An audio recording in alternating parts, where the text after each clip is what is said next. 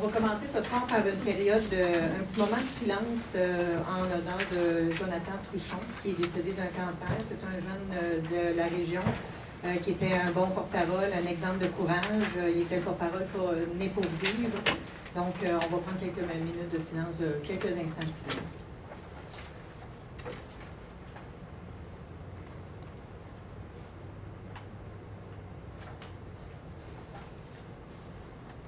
Donc, maintenant, on va aller au point 2, la période de questions concernant l'ordre du jour. Est-ce qu'il y a des citoyens qui ont des questions concernant les points qui sont à l'ordre du jour?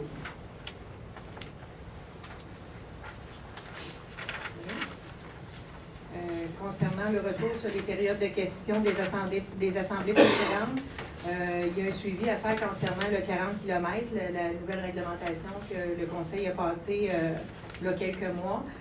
Pour votre information, cette réglementation va être en vigueur officiellement le 18 janvier prochain. Donc, dans toute la ville, excluant les grandes rues, dont ceux qui sont provinciales ou les rangs, toute la vitesse, les limites de vitesse seront à 40 km sur tout le territoire. D'ici le 18 janvier, il y a des gens qui ont commencé, les travaux publics ont commencé à installer des affiches.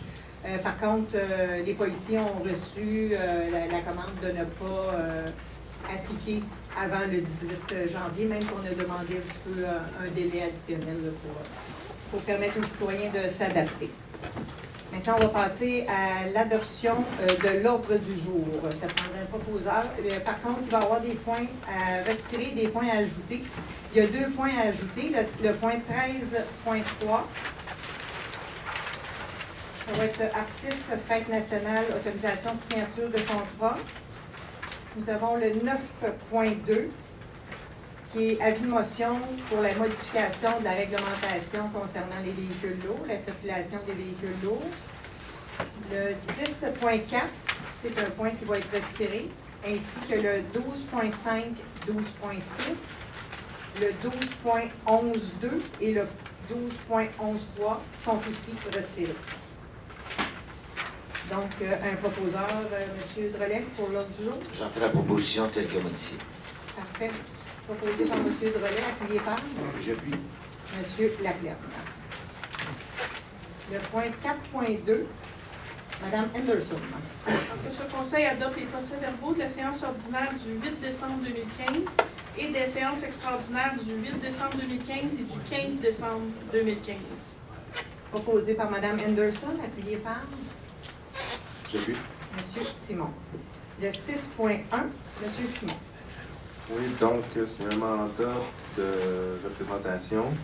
Donc, ce conseil mandate la société Bélanger-Sauvé, SENCRL, pour représenter la ville de Mercier ainsi que Mme Lise Michaud en sa qualité de mairesse dans le dossier numéro 760-17-004172-154 de la Cour supérieure. J'en fais la proposition.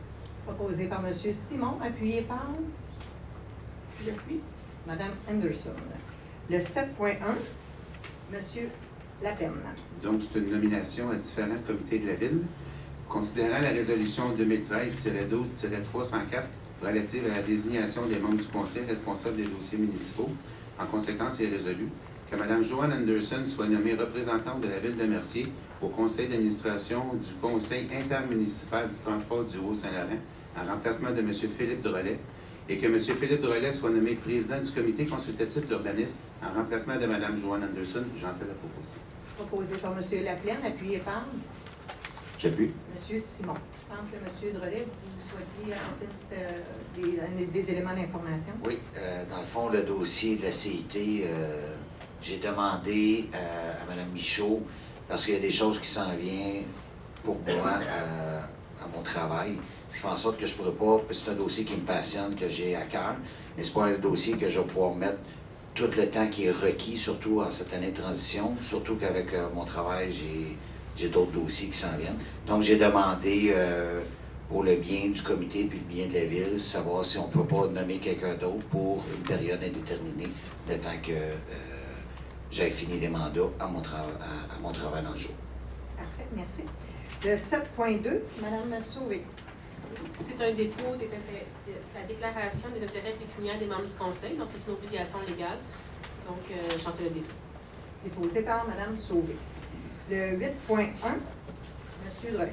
Donc, considérant la vacance du poste de chargé de projet urbanisme et environnement, considérant qu'il a été procédé à un affichage à l'interne et à l'externe du 29 octobre au 14 novembre 2015, le tout conformément à l'article 9.06A de la Convention collective SCFP, section locale 3153, considérant que 52 candidatures ont été reçues et que 4 personnes ont été sélectionnées pour une entrevue, considérant que M. Charles Eden Godbout s'est démarqué par ses compétences, considérant que les recommandations de la Direction générale, de la Direction des ressources humaines et de la Direction de l'urbanisme et l'environnement, en conséquence, est résolu que M. Charles Eden Godbout soit nommé au poste de chargé de projet urbanisme et environnement, que cette nomination soit effective à compter du 1er février 2016 et que ses conditions de travail soient celles prévues à la Convention collective SCFP, section locale 3153, pour la classe 10 d'École Blanc. J'en fais la proposition. Proposé par M. Drolet, appuyé par Et j'appuie. M. Laplaine. Le 8.2, Mme Sauvé. Oui, c'est une autorisation de signature. C'est pour faire suite à l'appel d'offres de l'Union des municipalités du Québec à laquelle on s'est joint pour le contrat d'assurance collective. Donc, l'UMQ a fait son travail et finalement, c'est la Société de la Capitale Assurance et Gestion de patrimoine qui a été le plus bas soumissionnaire conforme. Donc, la présente résolution vise à autoriser Mme la mairesse Lise Michaud et M. René Chérifou à venir signer le contrat qui a été octroyé à la firme d'assurance. Donc, j'en fais la proposition. Proposé par Mme Sauvé, appuyé par Et j'appuie. M. Drolet. Le 9.1, M. Laplaine. Donc, c'est une résolution d'appui. Considérant que la Ville de Châteauguay a adopté le 16 novembre 2015 le règlement numéro G-10017, modifiant l'article 2 du règlement général G-1941 sur la circulation des camions et véhicules outils afin d'ajouter une partie du boulevard Pierre-Boursier à la zone 3 de l'annexe 1 du règlement G-1941, soit à la liste des voies de circulation interdites. Considérant que cette interdiction va toucher les limites de la Ville de Mercier, considérant que la Ville de Châteauguay, pour ce faire, a besoin de l'appui de ce Conseil, en conséquence, est résolu que ce Conseil appuie la Ville de Châteauguay dans sa modification réglementaire décrite au préambule dans la présente résolution et que ce Conseil s'engage à modifier la réglementation de la Ville de Mercier afin de donner suite à cet appui. J'en fais la proposition. Proposé par M. Laplaine, appuyé par J'appuie. M. Simon.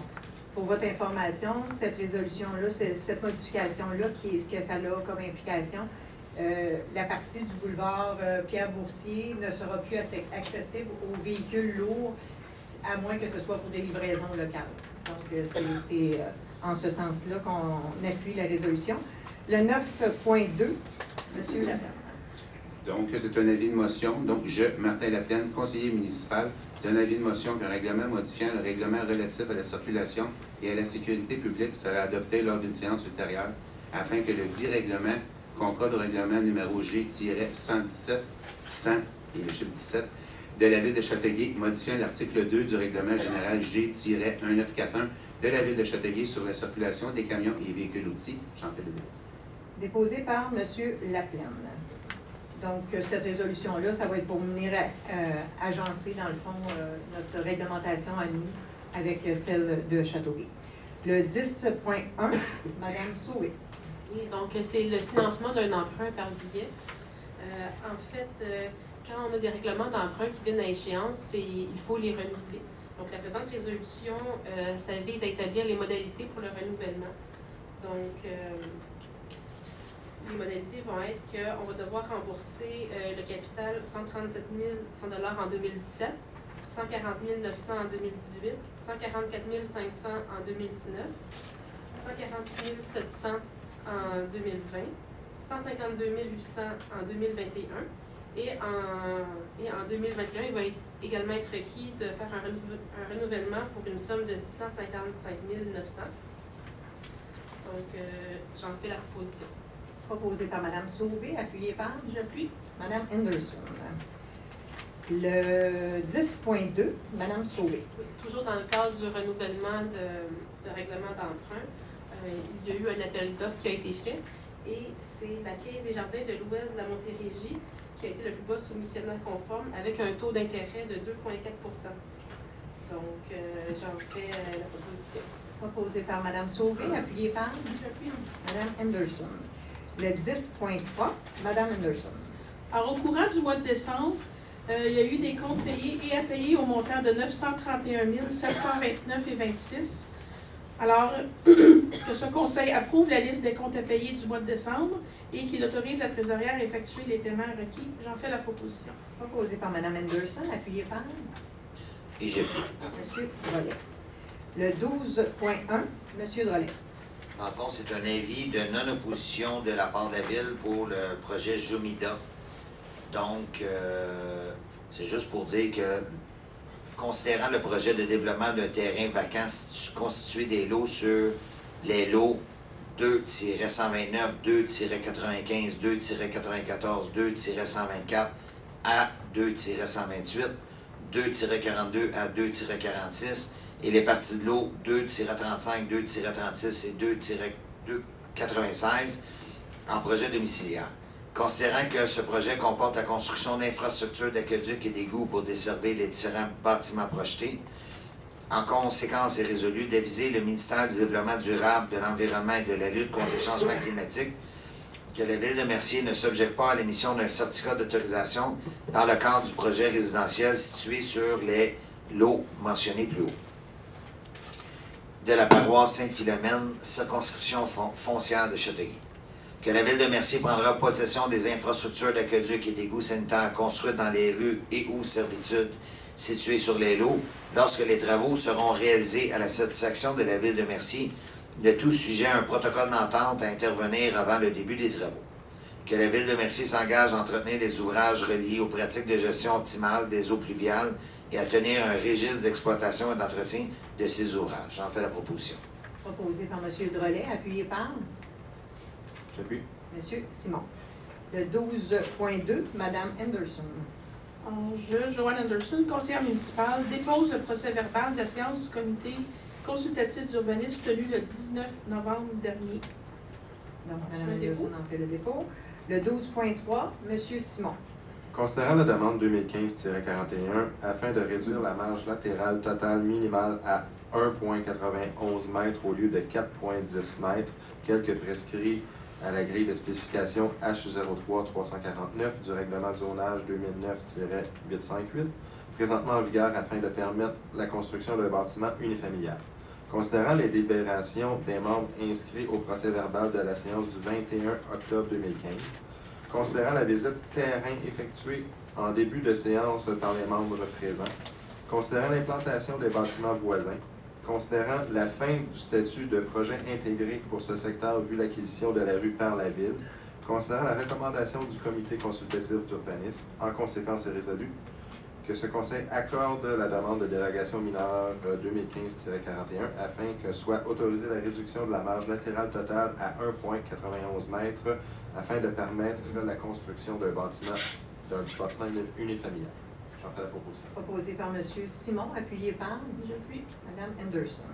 Le 12.4, M. Simon. Donc, considérant la demande 2015-42 afin de réduire la frontage minimale à 8,4 m au lieu de 15,2 m, réduire la profondeur minimale à 23,81 m au lieu de 28 m et réduire la superficie minimale autorisée à 240 m² au lieu de 464 m², le tout tel que prescrit à la grille des spécifications H03-349 du règlement du zonage 2009-858, présentement en vigueur afin de permettre la construction d'un bâtiment unifamilial. Considérant les délibérations des membres inscrits au procès-verbal de la séance du 21 octobre 2015, considérant la visite terrain effectuée en début de séance par les membres présents, considérant l'implantation des bâtiments voisins, considérant la fin du statut de projet intégré pour ce secteur vu l'acquisition de la rue par la Ville, considérant la recommandation du comité consultatif d'urbanisme, donc il est résolu que ce conseil accorde la dérogation mineure 2015-42 afin de permettre la construction d'un bâtiment unifamilial sur un lot avec un frontage de 8,4 m, une profondeur de 23,81 m et une superficie de 240 m². J'en fais la proposition. Proposé par M. Simon, appuyé par J'appuie. Mme Anderson. Le 12.7, M. Simon. Considérant la demande 2015-47 afin de permettre l'installation de 2 enseignes apposées à plat sur le mur d'un seul établissement malgré le premier paragraphe de l'article 11.2.2.1.1 du règlement de zonage en vigueur qui limite les installations de ces enseignes à une. Considérant que l'enseigne en question sera peu visible de la voie publique. Considérant que les dimensions de l'enseigne proposée respectent les dispositions applicables du règlement de zonage. Considérant que la demande ne porte pas atteinte à la jouissance par les propriétaires des immeubles voisins de leurs droits de propriété. Considérant la recommandation du comité consultatif d'urbanisme, il est résolu que d'accorder la demande de dérogation mineure 2015-47 afin de permettre l'installation d'une seconde enseigne apposée à plat sur le mur latéral du bâtiment. Je fais la proposition. Proposé par M. Simon, appuyé par J'appuie. Mme Sauvé. Le 12.8, M. Drolet. Donc, considérant la demande 2015-48 afin d'augmenter la longueur maximale d'une impasse sans chemin carrossable reliée à une rue voisine à 320,67 mètres au lieu de 150 mètres, tel que prescrit par l'article 3.2.7 du règlement de lotissement en vigueur. Considérant les recommandations de la Direction de la sécurité incendie, considérant l'impossibilité pour le demandeur de se conformer aux règles de lotissement en vigueur, considérant les impacts d'un tel lotissement sur le bouclage des réseaux d'aqueduc, considérant la présence de terrains vacants à l'ouest du projet, considérant la recommandation du CCU, en conséquence, est résolu d'accorder la demande de dérogation mineure 2015-48 afin de permettre la construction d'une impasse de 320,77 mètres, conditionnellement à ce qu'un chemin carrossable d'une largeur de 3 mètres soit construit à l'ouest du projet, tel qu'indiqué au plan de lotissement fourni par le demandeur. J'en fais la proposition. Proposé par M. Drolet, appuyé par Et j'appuie. M. Laplante. Le 12.9, Mme Anderson. C'est une demande de dérogation mineure pour le 913 boulevard Sainte-Marguerite. Alors, c'est un bâtiment déjà existant qui a un changement d'usage pour ce garage-là qui est situé tout près de la maison. C'est une demande que le bâtiment accessoire détaché soit à 0,84 mètres au lieu de 2 mètres. La demande ne porte pas atteinte à la jouissance par les propriétaires des immeubles voisins de leur droit de propriété. Alors, je propose d'accorder la demande de dérogation mineure 2015-49 afin de rendre conforme le garage détaché existant. Proposé par Mme Anderson, appuyé par J'appuie. M. Simon. Le 12.10, Mme Anderson. C'est une autre demande de dérogation mineure au 464 boulevard Saint-Jean-Baptiste. Alors, considérant la demande afin de permettre l'installation de 2 enseignes apposées à plat sur le mur d'un seul établissement, malgré le premier paragraphe de l'article du règlement de zonage, considérant que la superficie excédentaire demandée représente moins de 10 de la superficie maximale prévue au règlement de zonage, considérant la qualité visuelle de l'ensemble, considérant que la demande ne porte pas atteinte à la jouissance par les propriétaires des immeubles voisins de leur droit de propriété, et considérant la recommandation du comité consultatif d'urbanisme, résolu d'accorder la dérogation mineure 2015-50 afin de permettre l'installation d'une seconde enseigne apposée à plat sur le mur latéral du bâtiment. J'en fais la proposition. Proposé par Mme Anderson, appuyé par J'appuie. M. Simon. Le 12.11, Mme Anderson. Alors, c'est les demandes de permis en vertu du PIIA au courant du mois de décembre. Alors, on va voir les demandes qu'il y a eu. Il y a celui du 22 rue des Lilas. Alors, c'est une construction sur un terrain vacant entre 2 maisons déjà construites. Alors, c'est le même style de maison et de l'ensemble de la rue aussi. Alors, cette proposition a été accueillie favorablement par le CCU. Ensuite, lui, on le passe. Peut-être expliquer, Mme Anderson. Oui, on a retiré le 59A et 59B de rue de l'Église, juste temporairement, parce qu'on s'est aperçu tantôt que les affichages dans les journaux avaient été faits le 23 décembre. Et on veut s'assurer que les gens de la rue de l'Église ont bien été informés de cette construction-là. Alors, on va réafficher là, dans les journaux pour s'assurer que tout le monde le voit bien, là, vu que c'était la période des fêtes et que souvent les gens sont sortis ou à l'extérieur. Alors, l'autre projet est au 8 rue Josime Pelletier. C'est une nouvelle enseigne. Alors, c'est l'enseigne tantôt qu'on parlait apposée à plat sur le mur. Alors, c'est le petit ourson convoi et garderie M. Peluche. Ça aussi accordé, accueilli favorablement par le CCU. Et finalement, le 464 boulevard Saint-Jean-Baptiste, aussi une nouvelle enseigne pour une pharmacie Family Prix à la clinique. Alors, je propose de tout. Parfait, proposé par Mme Anderson, appuyé par Et j'ai pu. M. Drolet. Le 12.12, M. Laplaine. C'est une autorisation de signature de protocole d'entente. Considérant le projet immobilier présenté par la Société de développement Tricorne, Inc., considérant que dans le cadre de ce projet de développement, le promoteur devra assumer la différence du coût entre le projet de bassin de type souterrain et le projet de bassin initialement proposé, soit de type creusé, considérant que le promoteur assurera toute la construction du dit bassin, est résolu que ce conseil autorise la mairesse, Mme Lise Michaud, ainsi que le directeur, M. René Chalifou, à signer pour et au nom de la Ville un protocole d'entente sur le partage des coûts relatifs aux travaux d'infrastructure, de même que de la cession d'infrastructures dans le cadre du projet de la Société de développement Tricorne, Inc. Et que ce conseil autorise également la mairesse, Mme Lise Michaud, et le directeur général, M. René Chalifou, à signer pour et au nom de la Ville tout autre document nécessaire à la réalisation du projet. J'en fais la proposition. Proposé par M. Laplaine, appuyé par J'appuie. Mme Anderson. Le 13.1, M. Laplaine. C'est des honoraires professionnels. Donc, considérant les représentations de plusieurs jeunes citoyens de la Ville de Mercier, considérant que ce conseil souhaite aménager un skatepark au courant de l'année 2016, considérant que ce conseil souhaite être assisté dans la mise en place des infrastructures afférentes, notamment pour l'élaboration d'un plan concept ainsi qu'à la présentation budgétaire ventilée pour le projet, considérant l'offre de services en 3 phases soumises par la Société Topo Architecture de Paysage, considérant que pour l'ensemble des 3 phases, les honoraires ne dépasseront pas la somme de 24 999 $, considérant les recommandations de la Direction générale et la Direction des loisirs, culture et vie communautaire, en conséquence est résolu que ce conseil octroie à la Société Topo Architecture de Paysage le mandat de la phase 1 de son offre de service au montant de 7 500 $ plus taxes, incluant la consultation des citoyens riverains des sites pouvant accueillir le projet, et que cette dépense soit imputée au poste budgétaire Fonds de parc et terrain de jeu. J'en fais la proposition. Proposé par M. Laplaine, appuyé par J'appuie. C'est vrai, Mme Anderson. Madame la mairesse, j'aimerais proposer un amendement à cette résolution. Parfait.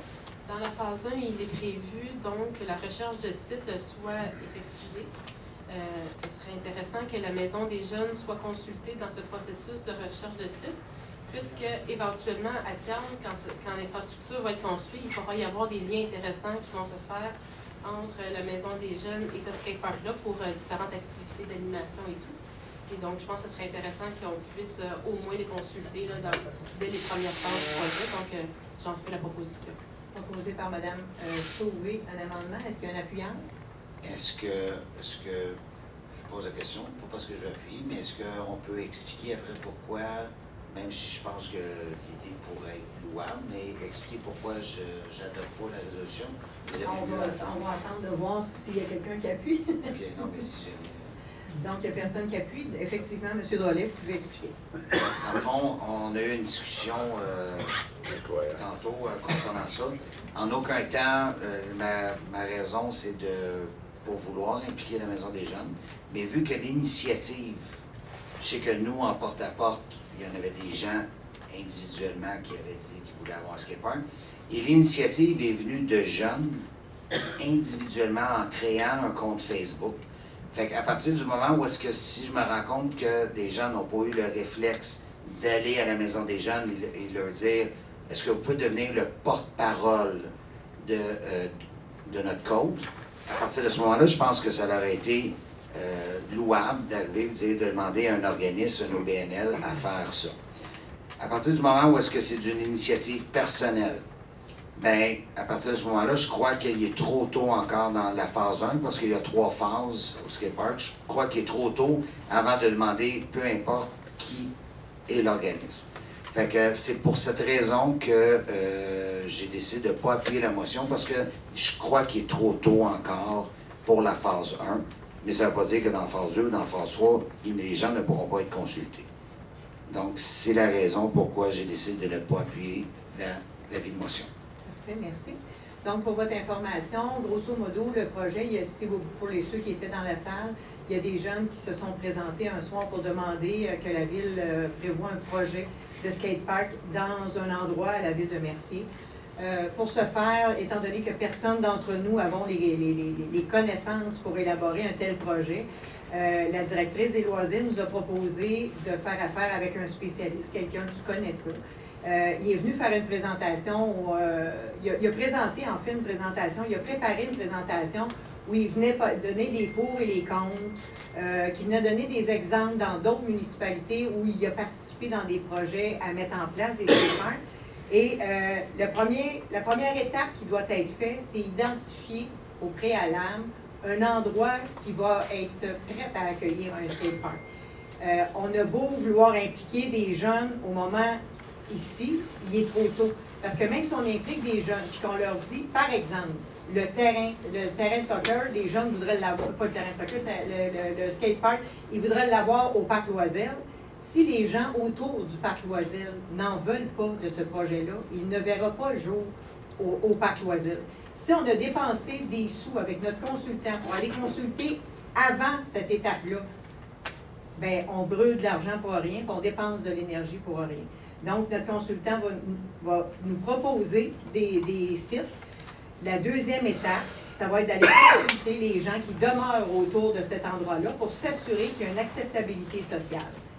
Un coup que ça sera fait, là, on va impliquer les jeunes et notre consultant, ça fait partie de son mandat d'impliquer les jeunes pour qu'ils se sentent vraiment partie prenante de ce projet-là. Mais c'est pas vrai qu'on va impliquer juste un organisme qui est la Maison des jeunes, qui représente une partie des jeunes, mais qui ne représente pas tous les jeunes. Ça va être tous les jeunes qui vont être invités à venir participer. Il inclut les jeunes qui vont à la Maison des jeunes. Mais on ne se limitera pas juste à la Maison des jeunes, on va l'ouvrir à tout le monde, incluant tous ceux qui étaient dans la salle une fois, qui sont venus nous le demander. Fait que ça vous dresse un petit peu un portrait de la situation actuellement. Fait que si jamais vous avez des questions en période de questions, ça nous fera plaisir d'élaborer encore plus. Le point 13.2, M. Laplaine. Donc, c'est un ajout à la résolution 2015-08-229 sur le programme d'attribution des heures de glace et appui financier au sport de glace. Considérant la résolution 2015-08-229 relative à l'attribution des heures de glace et à un appui financier au sport de glace, considérant que cette résolution, la Ville de Mercier accorde une aide financière équivalente à 1 heure de glace par 18 participants de Mercier âgés de 17 ans et moins, le tout basé sur les inscriptions de l'année précédente aux organismes suivants. Association de hockey mineur de Mercier, Club de patinage artistique de Mercier et Association de Ringuette-Roussillon. Considérant que dans un souci d'équité, ce conseil souhaite rendre cette aide financière accessible à un plus grand nombre d'usagers. Considérant la recommandation de la Direction des loisirs, culture et vie communautaire, en conséquence, il est résolu que l'aide financière accordée dans le cadre de la résolution 2015-08-229 s'applique également aux organismes suivants. Association de hockey féminin Les Félines du Saint-Laurent et Club de patinage de vitesse de Châteauguay. Que les joueurs âgés de 17 ans et moins, résidents de Mercier, évoluant au sein de la Ligue Midget 3A, recevront une aide financière annuelle de 300 $, laquelle sera versée directement aux participants. Qu'une aide financière représentant la différence entre le tarif d'inscription d'un joueur considéré résident et le tarif d'inscription considéré non résident, jusqu'à concurrence de 300 $ annuellement, sera versée directement aux participants âgés de 17 ans et moins, résidents de Mercier, pour les organismes suivants. Association de Ringuette-Roussillon, Association de hockey féminin Les Félines du Saint-Laurent et le Club de patinage de vitesse de Châteauguay. J'en fais la proposition. Proposé par M. Laplaine, appuyé par Et j'ai pu. M. Drolet. Donc, en fait, si on subventionne ces organismes, ces jeunes-là qui vont pratiquer ces sports-là dans d'autres municipalités, c'est parce que nous, à Mercier, on n'offre pas ce service-là. Il n'y a pas d'organisme qui offre ce service-là. C'est pour cette raison que quand ils vont à l'extérieur, pour pas que les jeunes soient pénalisés, pour cette quantité de jeunes-là, le remboursement va être fait. Ça ne s'applique pas, exemple, si un jeune décide d'aller jouer dans l'association de hockey mineur de Châteauguay, étant donné que nous, on en a ici à Mercier, ce jeune-là ne serait pas remboursé. C'est un exemple que je vous donne, là, mais ce jeune-là ne serait pas remboursé parce que le service est offert sur le territoire de la Ville de Mercier.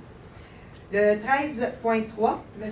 Laplaine. C'est une autorisation de signature d'artistes Fête nationale 2016. Que ce conseil autorise la mairesse Mme Lise Michaud et le directeur général M. René Chalifou à signer pour et au nom de la Ville le contrat de service de l'artiste pour le spectacle principal de la Fête nationale 2016. J'en fais la proposition. Proposé par M. Laplaine, appuyé par J'appuie. M. Simon. Le 14, période d'intervention des membres du conseil. Monsieur Laplaine, je pense qu'on t'a rendu une autre pensée. Oui. Monsieur Laplaine. Donc, bonsoir à tous. Je voulais juste emmener un petit point d'information concernant la flux de circulation sur le coin de Marolo et la route 138. Donc, le travail avec la MTQ, les discussions se font. Donc, le dossier est toujours vivant, il est toujours sur la table. Donc, je vous ferai un suivi progressif dans les prochains mois lors de nos assemblées publiques.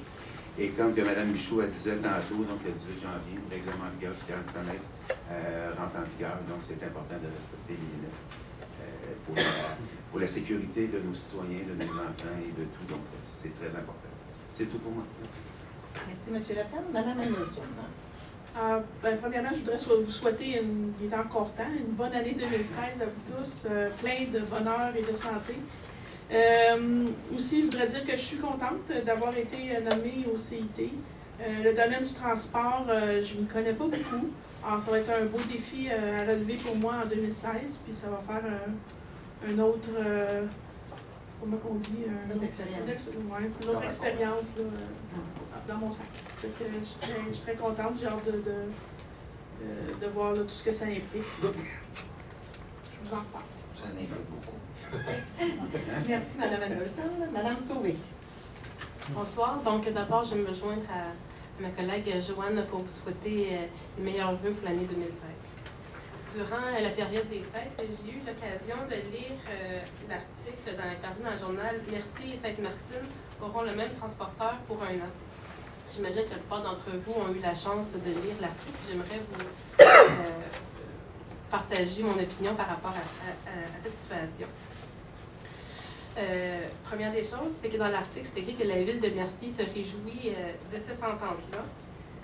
Personnellement, cette entente-là, d'une durée d'un an, amène un excédent de coûts. Donc, avec le budget hyper serré qu'on vient d'adopter, personnellement, je ne me réjouis pas nécessairement de la situation. En 2016, pour le même service qu'on a actuellement, on va payer 129 000 $ de plus qu'en 2015. Et l'entente de 5 ans qui était sur la table prévoyait des économies d'environ 97 000 par rapport à 2015.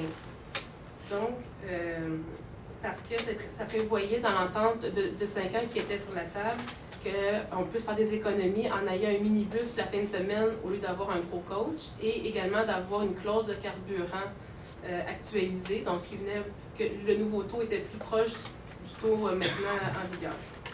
Donc, c'est pour le même service, c'est une différence de 225 000 $. Puis on sait qu'à Mercier, on paye une cote-part, là, le taux précis, je pense que c'est actuellement en discussion au niveau du CIT, donc on paye au moins entre 50 et 60 % de cette facture-là. Donc, pour le même service, pour Mercier, ça va coûter 120 000 $ de plus. Dans l'article, il était écrit que le ministère du Transport était prêt à accepter l'entente de 5 ans. N'eût été l'inconfort de Mercier à avoir un contrat prolongé et sans appel d'offres. Personnellement, moi, ce que j'en comprends, c'est que si le ministère était prêt à autoriser une entente de 5 ans, ça veut dire que, nonobstant la nouvelle gouvernance qui s'en vient avec le RTM, était prêt à honorer le contrat. Et donc, s'il était prêt à honorer le contrat, c'est parce qu'on sait que dans le futur, on va avoir besoin de ces autobus-là.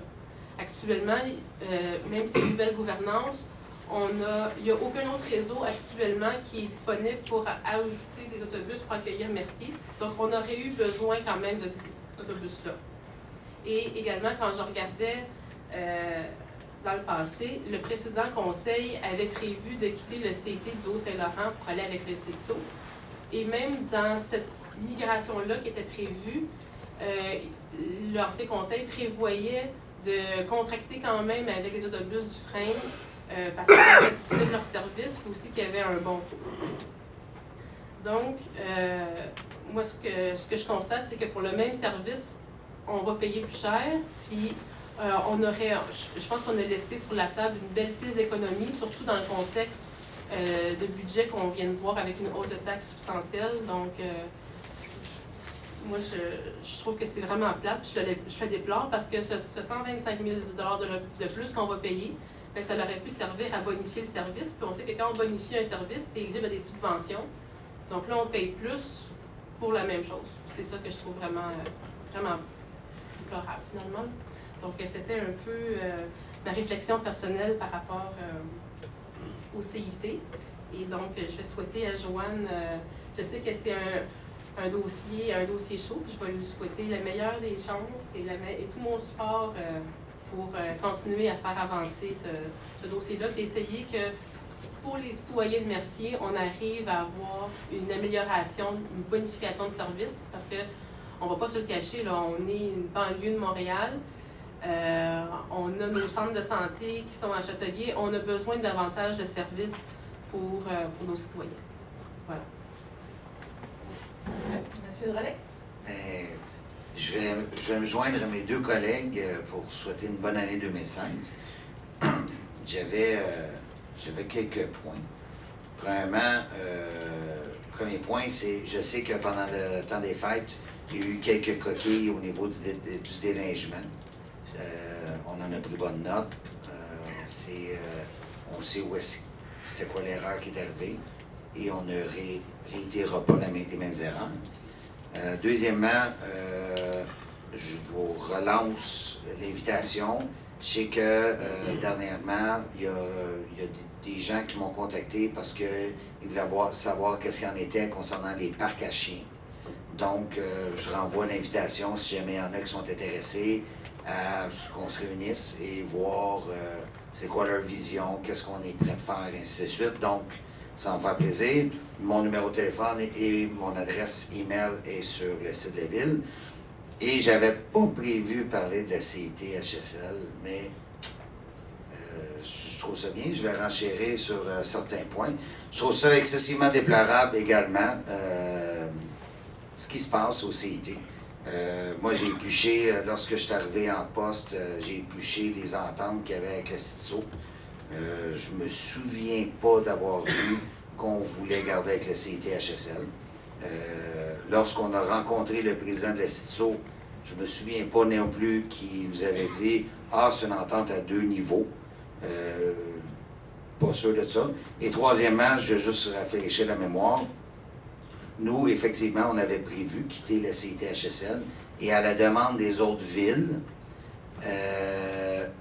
on est resté, puis on dit on est prêt à revoir le calcul des coûts parce que c'est disproportionné ce que Mercier payait. Et deuxièmement, ils ont dit on est bien ouvert à aller vers un appel d'offres. Fait qu'à partir de ce moment-là, ils ont reviré leur capot de barre. Puis je vais réitérer, je sais que c'est le jour de la marmotte, je vais me répéter, un contrat de 2,5 millions fois 5 ans, et l'entente initiale qu'on voulait, c'était 10 ans. Tu peux même donner des rabais que tu veux, c'est quand même un contrat de 25 millions sur 10 ans, sans appel d'offres. Je peux pas faire ça. Moi, personnellement, je peux pas signer 25 millions sur 10 ans, qui était l'entente initiale.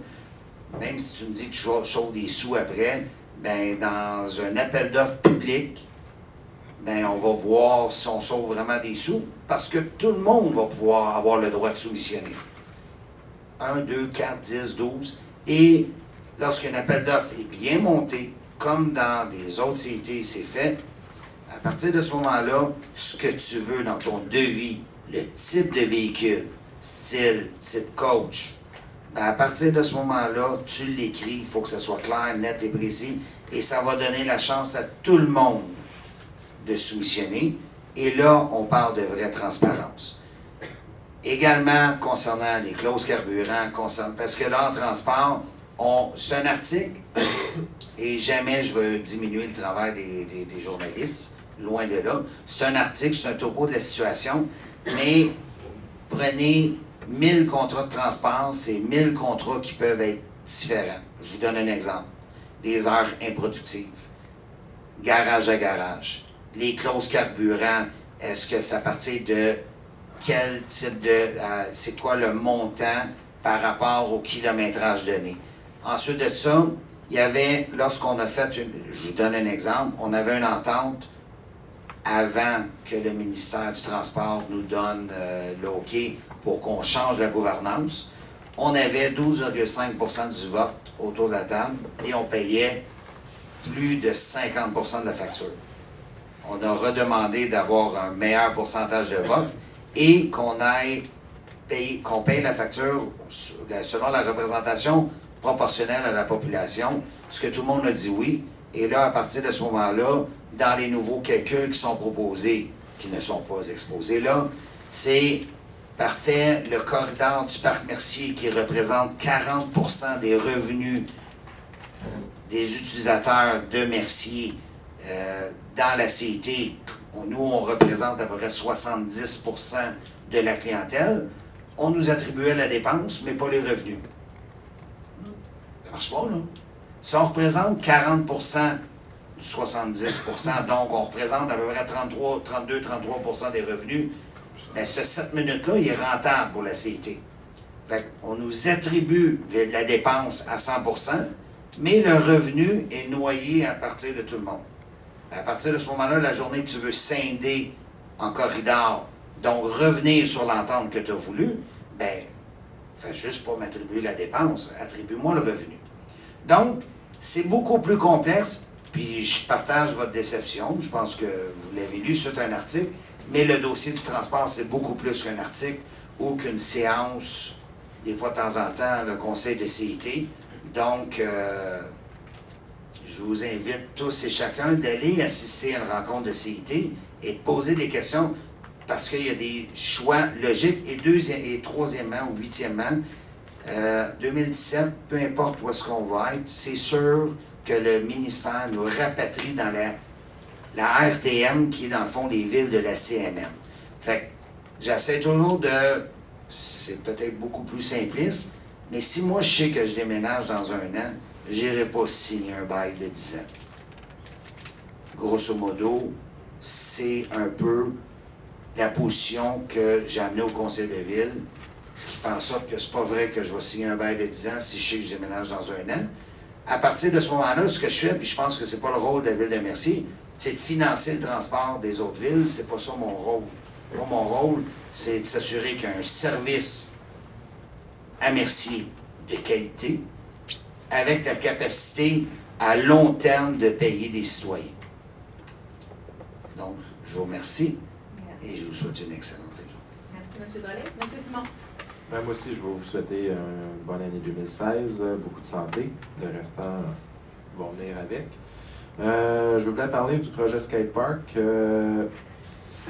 J'abondais un peu dans le même sens que Mme Sauvé, dans la consultation de la Maison des jeunes et des jeunes en général, mais pas, comme que Mme Michaud l'a expliqué, pas pour la détermination du site. Je fais un rapport avec la ville de Beauharnois qui sont en train justement, eux autres aussi, de faire un skatepark, un projet de skatepark dans leur ville. Et eux autres, ils consultent les jeunes, comme nous on va faire, mais sur les modules, qu'est-ce qu'ils veulent dans leur skatepark, pas l'emplacement du skatepark. Ça va venir dans la deuxième étape ou dans la troisième étape, tout dépendamment là, du consultant ou ce qu'il veut consulter les jeunes, point de vue ça. Mais c'est pas seulement, comme Mme Michaud l'a dit, pas seulement la Maison des jeunes qui doit être consultée, c'est les jeunes en général. Puis un skatepark non plus, c'est pas que les jeunes qui l'utilisent. Il y en a d'une quarantaine d'années qui utilisent les skateparks. Et donc ces gens-là aussi vont être consultés. C'est pas mal tout pour moi ce soir. Merci, M. Simon. Au mois prochain. Merci. Alors, vous avez déjà commencé. Monsieur Chaifou, aviez-vous des éléments d'information que vous auriez aimé parler ce soir? Pas particulièrement. Concernant le dossier du CIT, vous avez assisté aux assemblées de négociation? Oui, ben en fait, pour un peu renchérir sur ce que M. Drolet disait, il y a eu des discussions effectivement sur l'ampleur du contrat. La position de la ville de Mercier, en tout cas, la recommandation de la direction générale était aussi dans le sens qu'il était tout à fait inacceptable en 2015 de signer un contrat de plusieurs millions de dollars sans aller en appel d'offres. On a particulièrement demandé au conseil d'administration de déléguer à tout le moins un observateur indépendant pour accompagner la directrice générale du CIT-HSL pour négocier ce contrat-là. Ça nous a été refusé aussi. Donc, dans ce sens-là, c'était illogique, de signer un contrat à aussi long terme en sachant qu'à court terme, on va être dans une autre gouvernance de transport en commun. Et deuxièmement, sur le fait lui-même du contrat de gré à gré. Parfait. Merci. Donc, moi aussi, je vous souhaite une très bonne année 2016 remplie de plein de belles choses. Dans mon tour de table, je n'avais pas prévu, moi non plus, de parler du transport en commun. Par contre, étant donné que le dossier a été mis sur la table, je vais l'adresser moi aussi. Effectivement, moi, je suis heureuse qu'il y ait un contrat d'1 an seulement qui a été approuvé. M. Drolet l'a très bien dit tantôt, quand on sait qu'on est pour déménager, dans 1 an, ça ne donne rien d'aller signer un contrat de 10 ans et d'engager la responsabilité des citoyens de Mercier envers ce contrat-là. Et le meilleur exemple, c'est de dire, la Ville de Mercier, par le biais de M. Chalifou et de M. Drolet, ont très clairement spécifié aux gens autour de la table, si vous souhaitez faire un contrat à long terme, mais que vous dégagez totalement la responsabilité de la Ville de Mercier lorsqu'on va s'en aller avec la nouvelle gouvernance, libre à vous de le signer pour 5 ans, 10 ans, 20 ans, comme vous le voulez. Mais à la condition que la responsabilité de la Ville de Mercier ne soit engagée aucunement. À ce moment-là, ils ont tous reculé. Pourquoi vous pensez? Parce que c'est actuellement la Ville de Mercier qui subventionne les autres municipalités pour le transport en commun.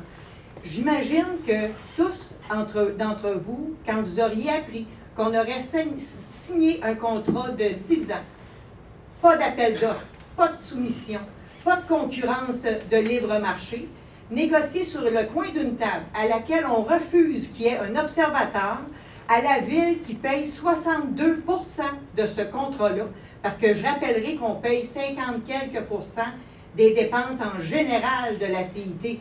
Mais concernant le contrat du transport, on paie 62 % à la Ville de Mercier, parce qu'il y a des routes qui sont uniquement pour Sainte-Martine et Mercier, et il y a une autre route qui est uniquement pour Mercier. Donc, ils sont uniquement aux frais de Mercier, ces routes-là. On paie 62 % du contrat, et on refuse qu'on ait un observateur autour de la table. On refuse d'aller en appel d'offres, alors qu'on se rappellera, en 2014, c'était une des conditions pour que la Ville de Mercier, on retire notre demande de s'en aller avec le CITSO, c'était de dire qu'il fallait qu'on aille en appel d'offres. Il y a eu une résolution passée en août 2014 par les villes membres du CIT pour nous convaincre de rester avec eux, que oui, on irait en appel d'offres. 1 an plus tard, au mois d'août 2015, ils ont décidé de renverser cette résolution-là puis de dire qu'ils iraient à un contrat gré à gré, négocié sur le coin d'une table par une personne. Bien, moi, je m'excuse, là, mais en tant que responsable des deniers publics, s'il n'était pas question qu'on accepte une situation comme celle-là. Puis je vais la défendre sur toutes les tribunes, peu importe qui va vouloir faire du capital politique sur ce dossier-là. Parce que c'est inadmissible, ça fait partie de notre responsabilité de s'assurer que les deniers publics et les intérêts des citoyens de Mercier sont défendus à n'importe quelle table. Puis qu'on m'accuse de dire, bon oui, c'est ça, Mercier n'est pas capable de s'entendre, ou la mairesse de Mercier n'est pas capable de s'entendre avec ses collègues. C'est pas une guerre de personnalité qu'on est en train de faire. Je suis en train de défendre les intérêts des citoyens de Mercier. Puis si pour ça, je passe pour la méchante, bien ça va me faire plaisir de passer pour la méchante parce que ça fait partie de mon rôle de défendre les intérêts des citoyens de Mercier. Peu importe ce que mes adversaires peuvent penser. Maintenant, le contrat de 5 ans, si c'était un contrat où le ministère du Transport était favorable à ça, puis que c'est juste à cause de la Ville de Mercier qu'ils ne l'ont pas fait, pensez-y sérieusement. Là. Ça ne se tient pas debout. Ça ne se tient pas debout. La Ville de Mercier, un contrat de 5 ans, si la responsabilité de la Ville de Mercier était dégagée, il aurait pu signer le contrat qu'il voulait. Et pourquoi ils ne l'ont pas fait, vous pensez? C'est parce que ces municipalités-là n'étaient pas capables d'assumer le contrat si la Ville de Mercier n'est pas là. C'est pour ça que le contrat n'a pas été signé pour 5 ans. C'est pas parce que la Ville de Mercier s'y est objectée. Oui, on s'y est objecté si c'était la Ville de Mercier qui devait le financer à 62 % pendant 5 ans, même si on n'y était plus, si on faisait partie d'une nouvelle gouvernance. Maintenant, quand on me dit que c'est le meilleur prix qu'on peut avoir, bien, expliquez-moi. Tout le monde ici dans la salle, là, je suis convaincue, on achète un auto, on achète un téléviseur, on achète n'importe quoi. Je suis convaincue que vous allez aller voir le prix à différents endroits pour vous assurer que vous avez le meilleur prix pour ce que vous allez acheter. Un contrat de 20 millions, puis que la personne nous dit que c'est le meilleur prix qu'elle peut avoir, bien, si on va en appel d'offres, puis qu'elle a le meilleur prix, pourquoi qu'elle est inquiète? Ils vont l'avoir, le contrat? Pourquoi à partir du moment où il fallait aller en appel d'offres, tout d'un coup, ça ne fonctionnait plus? Tout d'un coup, on nous convainc qu'il faut qu'on y aille négocier gré à gré parce qu'on a le meilleur prix. Ça n'a aucun sens, ça ne se tient pas debout. Maintenant, je peux vous dire que je trouve aussi quelque chose de déplorable. Madame Sauvé, vous avez dit que vous avez trouvé déplorable ce qui a été écrit dans les journaux. Bien, moi, je vais vous dire que je trouve déplorable que vous preniez la parole des gens des villes d'à côté, puis que vous n'osez pas prendre la parole de vos collègues qui sont ici aussi autour de la table, qui, en principe, ils ont les mêmes intérêts que vous à défendre, c'est-à-dire les intérêts des citoyens. Merci. Et puis, si les gens avaient été si de bonne foi que ça dans les autres municipalités, quand ils ont pris l'engagement de faire un appel d'offres en 2014, au mois d'août 2014, s'ils l'avaient fait réellement, s'ils avaient été de bonne foi, bien, les économies, là, on les aurait eues à partir de 2015. On ne les aurait pas eues juste à partir de 2016. Maintenant, je vais parler de consultation, quelque chose de plus positif. Le conseil de ville, la ville de Mercier, souhaite mettre en place des consultations au cours de l'année 2016 sur différents sujets. Et on est ouvert à avoir des suggestions, si vous avez des idées, des focus groups qu'on pourrait faire, des échanges avec les citoyens, que ce soit par des soirées, par des sondages. On est ouvert aux idées. Donc, si jamais vous avez une idée géniale, faites-nous-la parvenir, venez nous en discuter avec nous. On est vraiment en train d'élaborer sur un plan comment on va consulter les citoyens au cours de l'année 2016.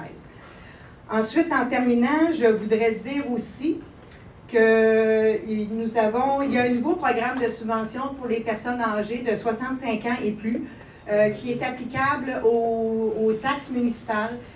Pour quelqu'un que ça fait longtemps qu'il est propriétaire d'une maison, puis qu'il y a un certain taux d'augmentation de taxes, ils sont applicables, il y a un remboursement par une subvention provinciale qui est applicable. Les citoyens qui ont droit à cette subvention-là, notre système est fait en sorte que quand le compte de taxes va sortir, si la personne y a accès, le système va sortir la feuille et cette feuille-là, ce formulaire-là va vous être transmis à même votre compte de taxes. Si jamais vous ne la recevez pas et que vous pensez que vous y avez droit, je vous invite à appeler à la direction des finances à la ville de Mercier, puis ça va leur faire plaisir de vous la faire parvenir. Excusez, je manque d'eau. Donc, c'est tout. J'ai fait le tour de mes dossiers. Maintenant, on va aller à la période de questions. Je vous demanderai de vous présenter au micro et de vous présenter, s'il vous plaît. Bonjour, André Thibault. Je n'avais pas l'intention, moi non plus, de parler de CIT, puisque c'est maintenant judiciarisé. Mais c'est impossible de ne pas réagir à ce que vous avez dit, Mme Sauvé. Je pense que vous n'avez pas assisté aux mêmes réunions que moi. Lors de la dernière réunion, le 14 décembre 2015, on a subi ce qu'on appelle de l'intimidation. Moi, personnellement, de la part du transporteur, et d'autres personnes, par rapport à des conseillers de la ville de Sainte-Martine ou des gens qui demeurent à Sainte-Martine. Je pense que j'ai été identifié par le transporteur comme étant celui qui conteste, qui pose des questions. Moi, j'ai toujours posé des questions aux CIT. Toujours d'une façon convenable et correcte, comme je le fais ici. J'ai décidé que je n'irais plus au CIT, non pas parce que j'ai eu peur de l'intimidation, mais parce que maintenant que le contrat est signé pour un an, on va enfin se débarrasser de ce secteur-là. Pendant des années, il y a eu des déficits. Le dernier a été assez exceptionnel, 500 000. Où étiez-vous, Mme Sauvé, pour poser des questions? Je ne vous ai jamais entendu en poser des questions. Comment se fait qu'il y avait un déficit? Qu'est-ce qu'on faisait pour éviter le déficit? Monsieur vous avez assisté. Je vais vous demander de vous adresser à moi. Excusez-moi. OK. Madame la conseillère a assisté à différentes réunions de CIT. J'ai vu qu'elle était correcte. C'est bien correct d'assister, puis j'invite les gens à y aller aussi. Mais la ville de Mercier s'est fait traiter d'à peu près tout et non lors de du dernier conseil ou de la dernière réunion de CIT. Puis je demanderai à la ville de mettre en ligne La vidéo. La vidéo qui a été faite, vous allez voir, on m'a même dit lors de cette réunion-là de me faire ma gueule. Je ne sais pas ce qu'ils vont en penser. Moi, je n'ai personne qui va me faire ma gueule. Puis je l'ai dit au monsieur, d'ailleurs. Et c'est très bien vu là, sur la vidéo. J'espère que vous allez aller le voir si jamais c'est mis sur place. Mais je pense que la Ville, par nos représentants, depuis plusieurs années, on est là, on contestait parce que c'est bien beau de dire qu'on payait le moins cher, mais je pense qu'on ne payait pas le moins cher parce que les surplus qui arrivaient à la fin de l'année là, pour le gaz, pour différentes affaires, j'imagine que ça ne rentrait pas dans le 109 ou 115 piastres. Je suis plus sûr que ça coûtait de l'heure pour les transports. C'est donc, Huntington s'est retiré, Goldenchester s'est retiré. Eux autres, c'est parce qu'ils étaient tannés de payer des déficits. Puis que ça valait pas la peine d'avoir un transporteur chez eux. Excusez, il faut me revenir, mais vous, j'ai de la misère avec ça. Mais nous autres, on voulait se retirer, puis comme ils ont fait la promesse, et ça, on l'a, hein, je l'ai par écrit, là, qu'il y avait une résolution à l'effet que, comme on disait tantôt, là, on irait de gré à gré, puis que cette année, ils ont changé d'idée. C'est pas Mercier qui était le méchant là-dedans, on paye là-dedans. Moi, je me suis fait dire, vous prenez pas l'autobus. Je vous le dirai pas de la manière que c'était dit, parce que ça sortira drôle un peu. Mais je prends peut-être pas l'autobus de façon régulière, je l'ai déjà pris, pas de façon régulière, mais j'ai déjà pris l'autobus, mais je paye des taxes à Mercier, et des taxes pour le transport. Donc, je considère que j'ai le droit de parler et de poser des questions. Mais on n'a pas apprécié ma façon de poser des questions, j'imagine, parce que je dérangeais. Et j'ai dit au départ, il y a un an et quelques, que j'étais contre le gré à gré. On m'en a tenu rigueur, puis ça ne me dérange pas. Ça ne fait pas partie de ma game, puis ça ne me dérange pas. Mais ce que je dis, par exemple, je suis bien content qu'on puisse sacrer notre canne avec eux autres. Je ne comprends pas les villes de Howick, entre autres, là, parce que ça, c'est souvent la madame qui nous a traités de à peu près n'importe quoi. Merci qu'on faisait toujours des problèmes qu'on empêchait de tourner en rond. J'ai jamais entendu cette personne-là ou les autres personnes qui sont là, sauf une madame d'Ormstown qui était représentante, qui a remplacé le maire. J'ai jamais entendu personne parler, de poser des questions, comment se fait qu'il y a un déficit, comment on pouvait faire pour l'éviter. Jamais. Mais c'est les mêmes gens-là qui nous autres, et nous disent, vous êtes des maudits fatigants, vous êtes toujours en train de faire vos lois, vous ne voulez pas payer. J'ai répondu à un monsieur qui a dit ça, là, qui disait qu'on faisait nos lois, puis c'était en passant, c'était un conseiller de Saint-Martin. On faisait nos propres lois, puis on ne voulait pas payer les factures. J'ai dit, c'est pas vrai. Moi, on va payer une facture, je veux tout bien savoir en quoi ça consiste. Puis à chaque fois qu'on le demandait, ça prenait peut-être moins dans la dernière année avec la nouvelle personne en direction, mais ça prenait des mois avant d'avoir des réponses. Fait que Mme Sauvé, avant de prendre position, excusez, Mme la Présidente, je voudrais dire à Mme Sauvé, avant de prendre position, assurez-vous de connaître tout le dossier. Pas juste vous fier à ceux qui vous voulez représenter éventuellement, là, qui vous donnent des cues. Prenez les informations comme il faut. Merci. Merci.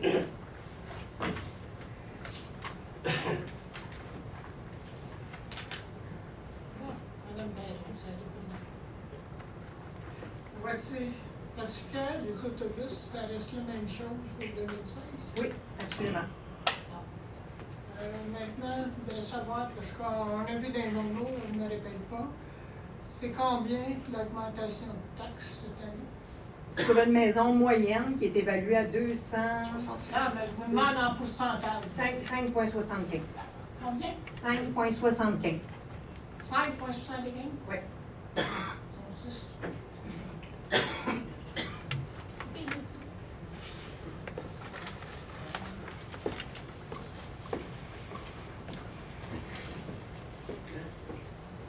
Bonjour, Ménard, 5 rue des Freins. 5,75 $, ça va être la hausse de taxes municipales à la ville de Mercier. Oui. C'est 3 fois plus que l'inflation au Québec. C'est 3 fois plus que l'ensemble des augmentations de taxes à l'ensemble des municipalités. C'est quel compte fait en sorte que vous avez une si haute hausse de taxes? Ça a été présenté lors de la présentation C'est manqué, du budget. Madame Nadia est là justement ce soir pour apporter des éléments de complémentarité si jamais il y a des informations qui sont manquantes. Est-ce qu'on a sur la présentation qui avait été faite? Non, mais en fait, elle est sur le web. Je vais tout de suite y aller, j'ai accès. OK. Une seconde, on va y aller sur la page. Parfait. Donc, pour votre information, rapidement, ce que je peux vous dire, Les dépenses en général, les régulières là, de toute la ville, ont baissé de 4,5 donc, il y a eu des compressions, malgré les augmentations les salaires à la ville de Mercier, ça représente à peu près un tiers du budget, malgré qu'il y a eu des augmentations accordées par les conventions collectives de 2,5 il y a eu une compression des dépenses générales de la ville de Mercier. Où il y a eu des augmentations, c'est au niveau de la desserte policière. On s'entend que pour arriver au budget total de 3 200 000, il y a un manque de 1 93 000. Ensuite, il y a le transport en commun où il y a un écart de 180 000. Ensuite, la régie des eaux qui est 58 000. Et puis la communauté métropolitaine de Montréal qui est 25 000. Ces 4 éléments-là ensemble représentent une augmentation de 8,3 ce qui fait que la compression versus l'augmentation, en bout de piste, ça donne une augmentation d'une maison moyenne de 5,75. Puis, c'est quoi les actions que vous allez prendre dans les prochains mois pour éviter ce genre de situation-là va se reproduire? Parce que je ne sais pas si vous comprenez la réalité, peut-être pas de ma réalité, mais de la réalité des Québécois et des Merciérois qui habitent ici, qui vont payer 5,75 d'augmentation. C'est 3 fois plus que le citoyen qui habite de l'autre côté de l'autoroute 30, puis qui a le même service de police, qui a sensiblement les mêmes services au niveau municipal. Moi, je vous entends là-dessus, parce que vous êtes en mode solution. C'est marqué, pour régler un problème, il faut être en mode solution. Absolument. On parle d'intégrité, de transparence. Oui. Moi, j'aimerais ça vous entendre aujourd'hui là-dessus, parce que je trouve ça inquiétant, parce que c'est... Ça va me faire plaisir, M. Ménard, de vous répondre. Vous savez, vous venez de parler de la ville de Châteauguay avec son augmentation. Je vais commencer en vous disant que si on avait accepté l'offre, la dernière présentation budgétaire qui a été faite le 20 novembre 2015 à notre directeur général ici à la ville de Mercier, l'augmentation de taxes à Mercier n'aurait pas été de 5,75, elle aurait été de 15,70 Donc, quand on dit qu'on est en mode solution, puis qu'est-ce qu'on a l'intention de faire, c'est un bel exemple. On va essayer de trouver des façons de faire en sorte que le coût va être moindre. Là, on a une évaluation pour un corps de police autonome à Mercier à 3 200 000. On est en train de travailler pour faire en sorte que ce projet-là se réalise. Maintenant, vous allez me dire, oui, mais les autres villes ont eu une proposition de 240 par habitant. Exactement. Premièrement, nous, on ne l'a pas eu à Mercier, cette offre-là. Ça, c'est la première information. Deuxième information, de cette entente-là, de la bouche même de Mme Simon, elle n'est pas signée. Il n'y a même pas une ligne décrite de cette entente-là. Ça, c'est le deuxième élément. Troisième élément, cette offre, cette entente-là, ce projet d'entente-là à 240 par habitant, ça n'inclut pas la construction d'un nouveau poste de police et des nouvelles infrastructures des nouveaux équipements qui devront être acquis. C'est pas compris dans le 240. Maintenant, si on prend le 240 puis qu'on vient l'appliquer à Mercier, avec le 12 687 de population qu'on a selon le décret 2015, ça fait en sorte qu'on arrive, avec la construction du nouveau poste de police et les équipements, on tombe à une facture de 3,4 millions, 3,5 millions à peu près. Fait que c'est encore plus élevé que notre évaluation pour le corps de police autonome. Maintenant, la différence entre les deux, le corps de police de Châteauguay, si on reste là comme c'est actuellement, les propriétaires des actifs du corps de police, c'est 100% la ville de Châteauguay. Si nous, on part notre corps de police, on est 100% propriétaire des actifs qui sont dans le corps de police. Je vais juste terminer. Parfait. Ensuite, dans le budget de 3,2 millions, nous avons la construction d'un poste de police à 2,5 millions. Ça, c'est si on faisait la construction d'un poste de police. Je ne sais pas si vous avez regardé les séances du conseil qui étaient enregistrées, mis sur le site Internet de la ville. Il y a un mois ou deux, on a passé une réserve foncière sur un bâtiment qui est déjà existant à la ville de Mercier. Ce bâtiment-là, en 2012, s'est vendu 780 000 $. Il y a 10 000 pieds carrés de bureaux, plus un entrepôt de 4 000 à part de la mezzanine, de 4 000 pieds carrés. Ce bâtiment-là a déjà abrité la Sûreté du Québec pendant 5 ans. La cellule est déjà là, la voûte est déjà là. On est allé visiter cette bâtisse-là avec notre directeur général et avec notre consultant. on évalue que les rénovations à mettre là-dedans pour accueillir un service de police sont très minimes. Ce qui ferait en sorte qu'on sauverait facilement 1 million, juste là. À ça, vient s'ajouter, parce que là, on s'entend que quand on est avec la desserte de Châteauguay, la cour municipale, quand on a une contravention, il y a une portion frais d'administration, puis une portion constat d'étiquette. Bon. La portion frais d'administration, quand on est allé visiter la régie Roussillon, puis on leur a demandé comment ça fonctionnait chez eux, une cour municipale, on a appris que juste avec la portion des frais d'administration qui se retrouvent sur la constat d'infraction, ils font des profits. Ils ont 3 cours municipales qui couvrent la régie Roussillon. Et avec ces 3 cours-là, ils font 1 500 000 de profits par année. Intéressant. Actuellement, ça va tout dans les coffres de la ville de Châteauguay. Si on part notre corps de police autonome à Mercier, la cour municipale, on a une salle ici, on peut la faire nous aussi. Pourquoi qu'on n'aurait pas des profits nous aussi avec notre cour municipale? Ça va venir déduire notre montant. Ensuite, il y a la possibilité d'une fourrière municipale. Pourquoi pas? Si notre terrain le permet, ça aussi, c'est des revenus. Ensuite, la bâtisse, elle a 2 étages et elle est beaucoup plus grande que les besoins de notre service de police autonome. Ça va représenter un endroit où on va pouvoir louer des locaux et avoir des revenus. Ça vous donne un petit peu le mode de solution qu'on va mettre en place.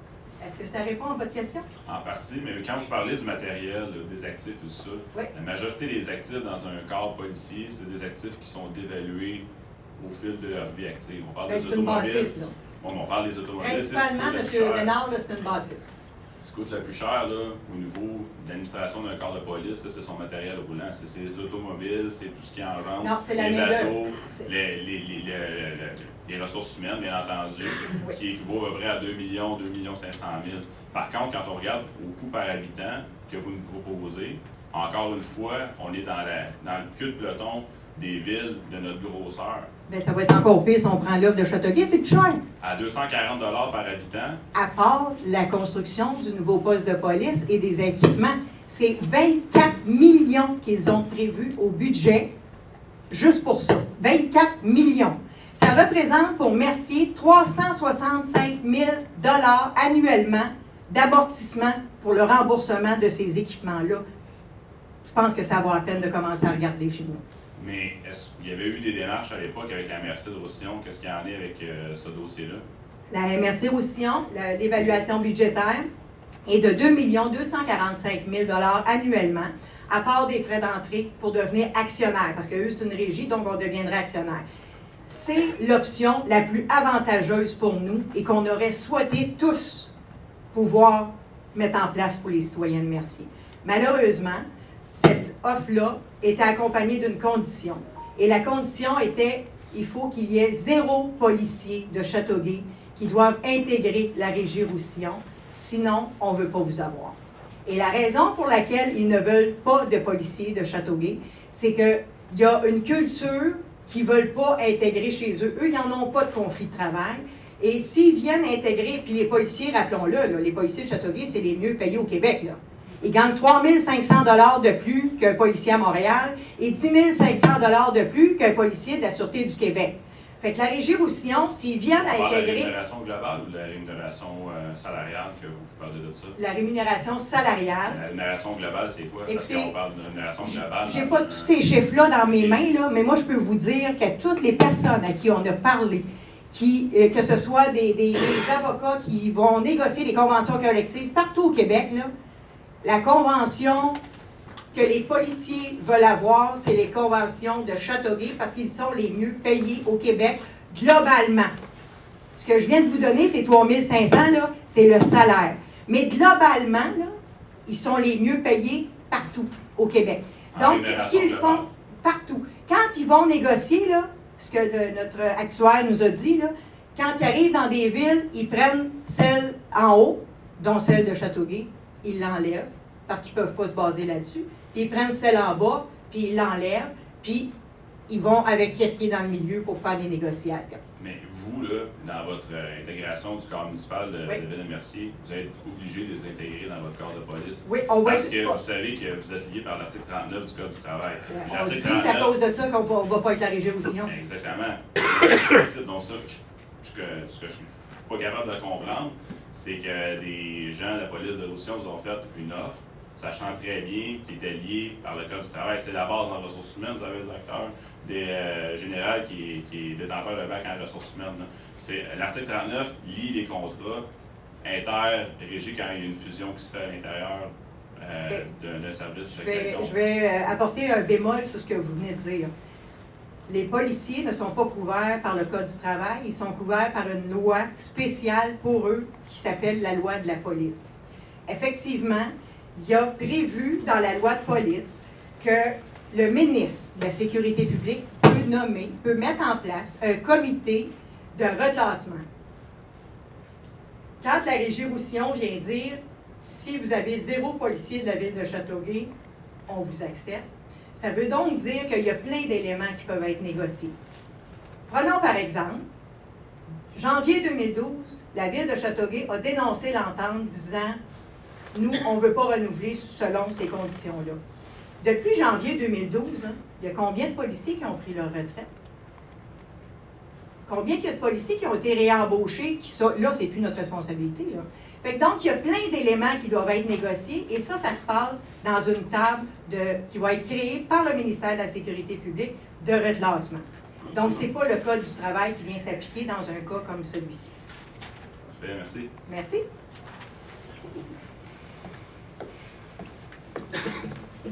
André Thibault, toujours, je ne défendrai pas la ville de Mercier, je n'ai pas besoin, je n'ai pas de fait de ça. Mais juste pour répondre à monsieur, dont j'oublie le nom, je m'excuse.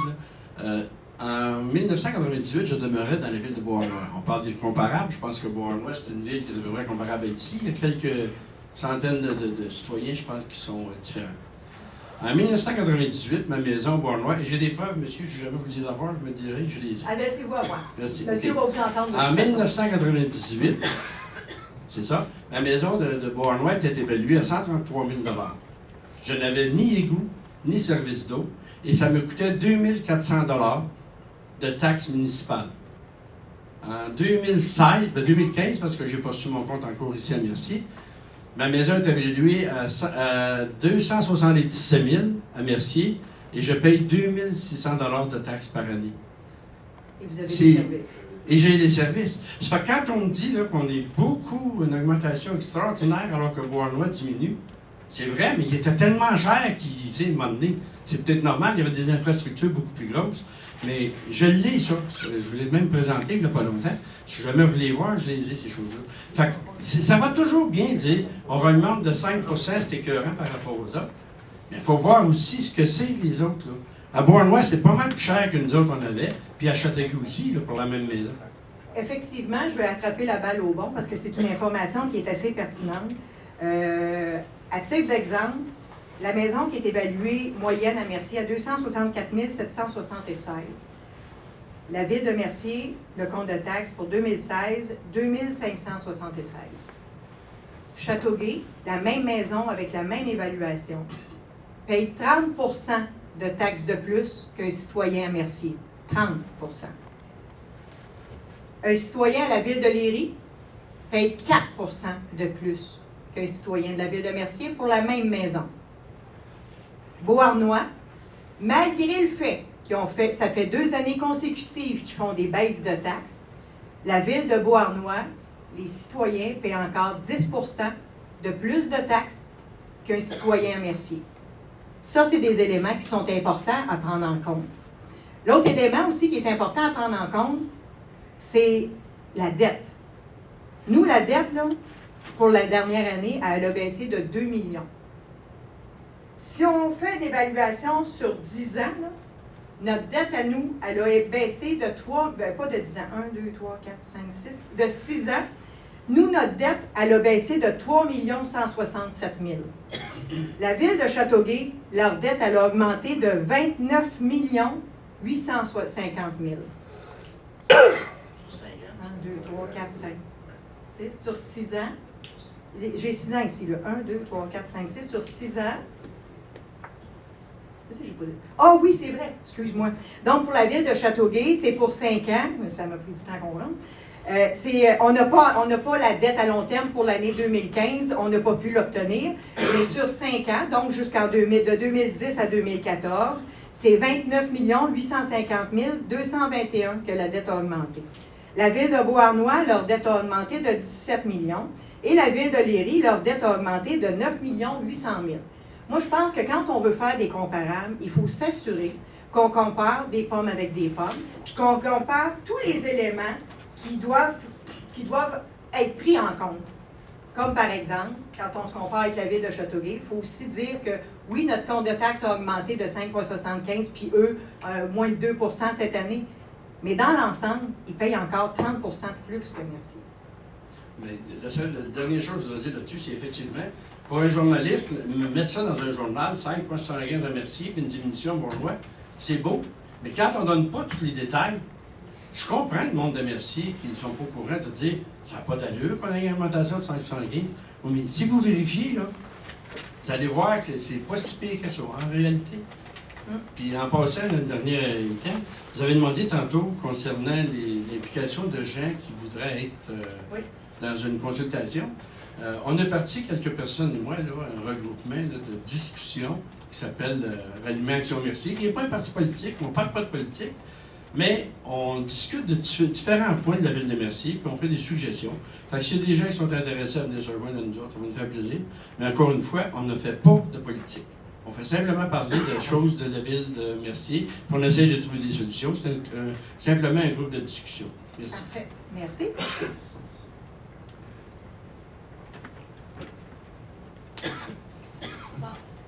Qu'est-ce qu'on pense, nous autres? C'est qu'à Mercier, on a besoin de commerce pour nous aider à payer des taxes. Entièrement d'accord. Parce que là, ça n'a pas d'allure. On n'a pas de commerce. Bon, si on a besoin de sous-vêtements ou comme ça, on est obligé d'aller à Châteauguay. Puis Châteauguay sont en train de communier leur commerce, eux autres aussi.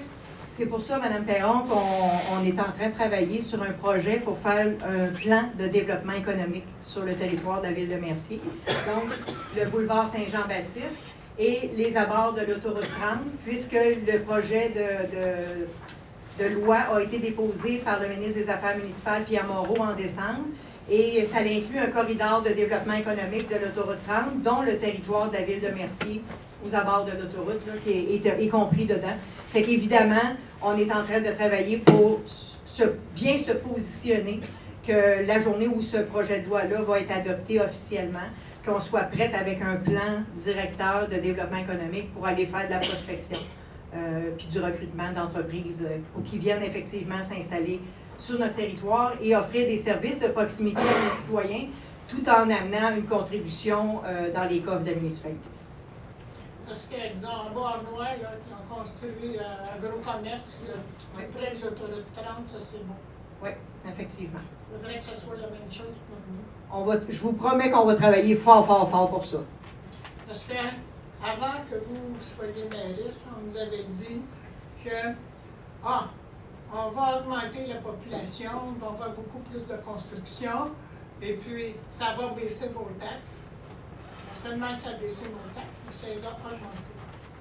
Parce que plus vous faites de construction, tout ça, plus de rues, plus ça demande d'entretien, et ainsi de suite. Là.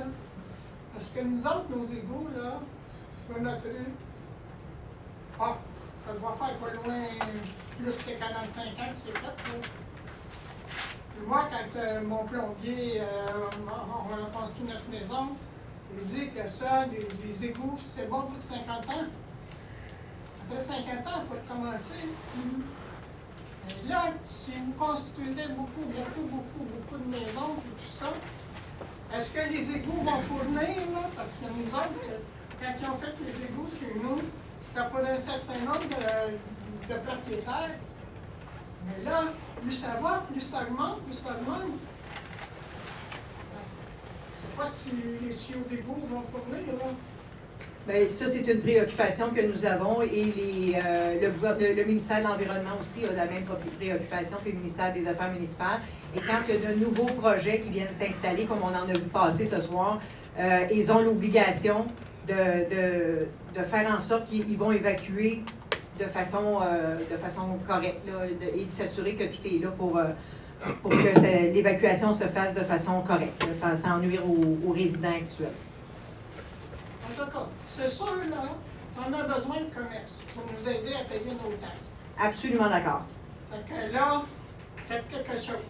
Et on n'a pas besoin on s'y met. de sur le parc Loisel, les veines. Je pense pas que M. Loisel a donné le terrain là pour que ça soit rendu comme ça. M. Loisel, c'est un homme intelligent, c'est un bon gars. Il a donné le terrain. Il a donné le parc, là. Ça vient de M. Loisel, ça. Il n'a pas donné ça pour que ça soit de n'importe quoi qui soit là, certain. Fait que s'il vous plaît, il faudrait honorer M. Loisel, même s'il n'est plus là, il est décédé, là.